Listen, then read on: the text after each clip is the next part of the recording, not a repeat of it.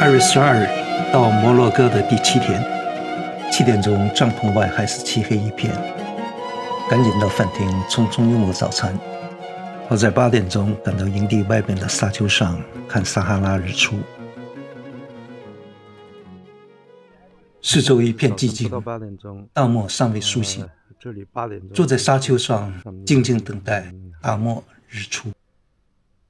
东方地平线上渐渐开始亮了，接着是一抹朝霞染红了天边，天边越来越亮，红色越来越浓，一轮金色的太阳在红霞中终于跳出了地平线。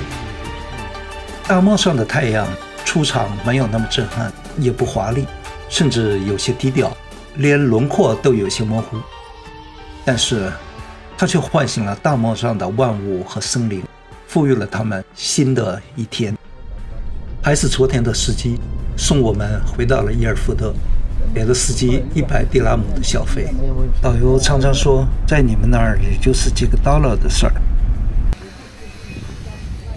在伊尔福德和昨天留在这里过夜的其他团员会合，然后跟着导游到当地一家化石工厂参观。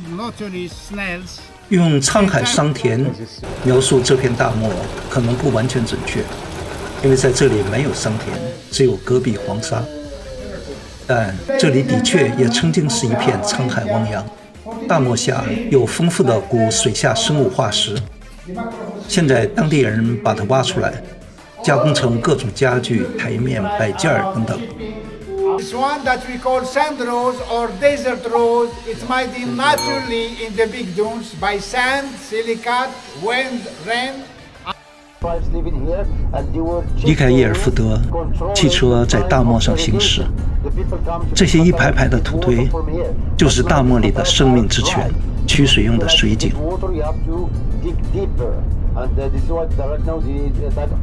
从伊尔福德到下一个旅游目的地马拉喀什，要经过大漠，沿小阿特拉斯山北路，再翻过高阿特拉斯山，有500-600公里的路程。一路上可谓一半大漠一半山。我们今天的目的地就是这两地之间的一个小城，有大漠之门之称的瓦尔扎扎特。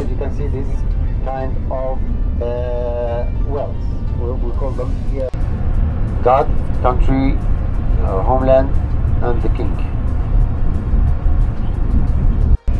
So, ladies and gentlemen, we are already in this small town, which is called Tinstad.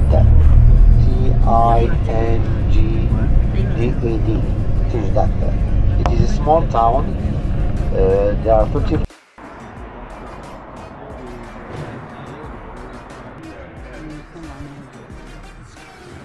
Espresso 10块，那个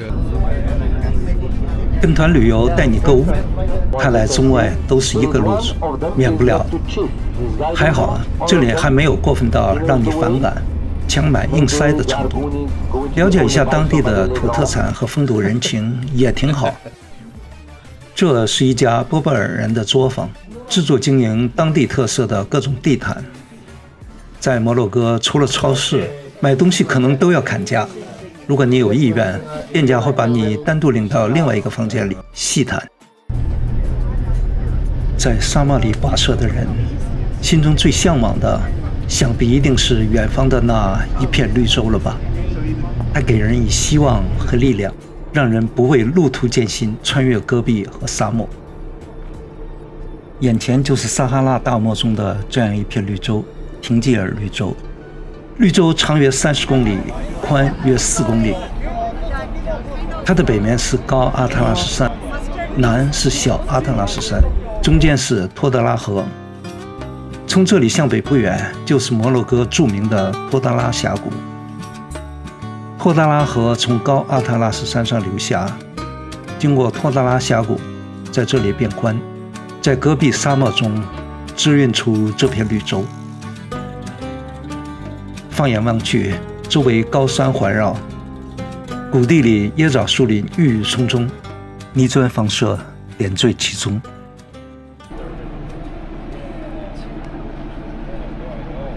今天午饭我们要了水果做甜点，店家还真是大方，上了一大盘橘子。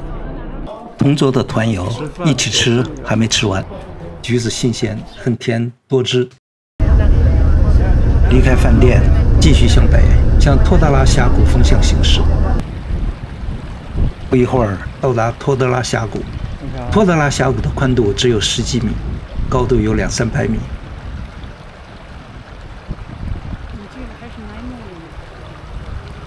谷底一条小溪，谷间的溪流非常清澈。小溪旁边是一条不宽的路，两岸红褐色的谷壁陡峭险峻，仿佛一道道天然屏障，就像巨大的山门，在前方遮蔽了去路，留给你足够的神秘感和想象空间。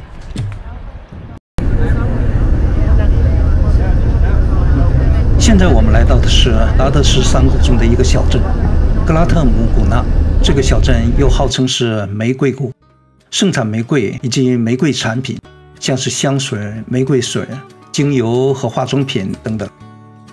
每年5月份，小镇会举办为期7天的玫瑰节，游客人数能有20-30万人之多。